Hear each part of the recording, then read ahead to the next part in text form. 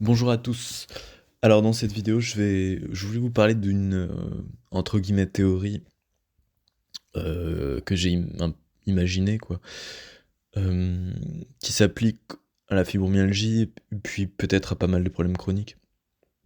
En fait, c'est une façon d'expliquer les choses, hein. Je dis pas que c'est absolu, mais ça peut aider.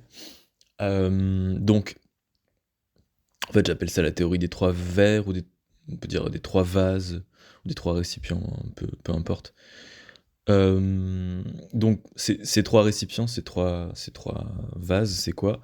En fait, c'est donc le premier, c'est l'inconscient, le subconscient, ou tout ce qui est ou ce qu'on pourrait appeler l'émotionnel profond, c'est-à-dire l'émotionnel qui n'est pas connu de la conscience, voilà, qui est un peu sous la trappe, quoi.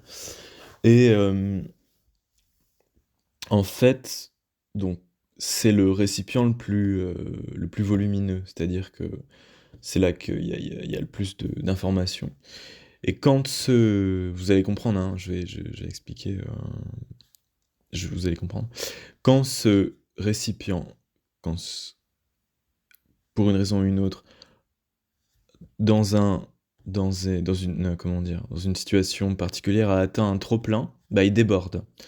Il déborde sur un autre récipient, qui est pour moi le digestif ou le viscéral, plus largement le viscéral. C'est-à-dire que quand il y a un conflit émotionnel profond, je ne sais pas, une colère non assumée, ou bien, je sais pas, des traumas très anciens, je sais pas, ça peut être beaucoup de choses, et que ça atteint en fait un certain seuil d'intensité, hein, ça rejoint ce qu'on appelle en physique la masse critique. À partir d'une certaine masse, ça pète. Voilà, c'est physique nucléaire, hein, mais pas que, je crois. Donc, à partir d'un certain seuil d'intensité, le vase déborde. Vous voyez, le vase déborde. Et donc, ça passe souvent dans le viscéral digestif. Dans la fibro, il y a souvent en fait, quasiment tout le temps, il y a des troubles digestifs, souvent, hein, qui sont concomitants au reste. Et en fait, pour moi, ce que j'ai compris, c'est que c'est d'abord dans l'inconscient que ça se passe. Et une fois que le conflit, bah, il est trop intense, il somatise, et donc il passe d'abord dans le viscéral. Même si on n'a pas forcément mal, moi quand j'étais fibro, j'avais d'abord mal aux muscles, mais en fait, je le savais pas, mais j'avais vraiment beaucoup de comment dire, contrition, de crispation au niveau des viscères. Et c'était un peu l'expression de tous mes conflits inconscients, quoi. Voilà. Et donc ça déborde dans le deuxième vase, qui est le digestif viscéral. Et à son tour, quand le digestif viscéral est, euh, est trop plein, en quelque sorte, quand il y a une enfin, inflammation, un conflit trop grand, quoi, une tension, voilà, qui est trop grande, ça passe dans le musculaire. C'est le troisième vase. Vous voyez. Et par exemple, je voyais un kiné qui était très bien, qui était très perspicace, qui me débloquait le foie. Il faisait des manœuvres sur le foie. Et enfin, pas, je veux dire, pas intrusive, hein, c'était vraiment voilà, un peu comme de l'ostéopathie viscérale, quoi. Il me débloquait le foie, et donc ça résonnait, en quelque sorte, ça résonnait dans le trapèze. C'est-à-dire que le trapèze se détendait ensuite. Ce qui m'a fait comprendre que les douleurs, les crispations musculaires périphériques sont en fait le renvoi de tensions plus profondes qui viennent, en fait, qui sont viscérales, qui elles-mêmes, ces tensions, sont l'expression enfin, ces conflits sont l'expression d'un conflit émotionnel, voilà, profond. Vous voyez ce que je veux dire? Donc c'est ça. Il y a un vase qui déborde sur l'autre, lequel déborde sur l'autre. Et quand, en fait, on va dire le troisième vase est plein, bah, ça fait de la douleur. Vous voyez. La douleur n'étant que l'expression qu'il y a un trop plein.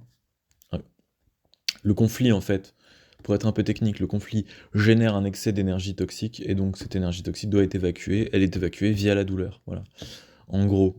Et c'est ça que j'ai compris, et en tout cas, pour moi, ça s'est passé comme ça. Et le truc, c'est de refaire le chemin en sens arrière, en fait. Enfin, ce que j'ai compris, c'est-à-dire que d'abord, évidemment, il faut avoir une discipline physique qui nous correspond, activité physique plus ou moins douce, avec des étirements, etc. Mouvement quand même, pas arrêter tout, si possible. Ensuite, essayer de savoir ce qui nous va en alimentation, quoi. Choisir, filtrer, etc. Ce qu'on peut manger, pour limiter les réactions inflammatoires. Après, ça dépend un peu des gens, hein, c'est très subjectif la nutrition, je pense. Et ensuite, donc, ça c'est le plus important, c'est le troisième vase, donc la source du reste, essayer de déblayer, de libérer le trop-plein qui est dans le troisième vase. Et donc pour pas que ça déborde en fait sur les autres. Vous voyez ce que je veux dire? Donc on remonte les sources jusqu'à la source première qui est l'inconscient, quoi, qui est vraiment qui est notre personnalité profonde, je dirais. Qui est très liée au spirituel en fait. Ça c'est ce qu'on découvre après. Mais donc voilà, c'est faire le mouvement dans le sens inverse.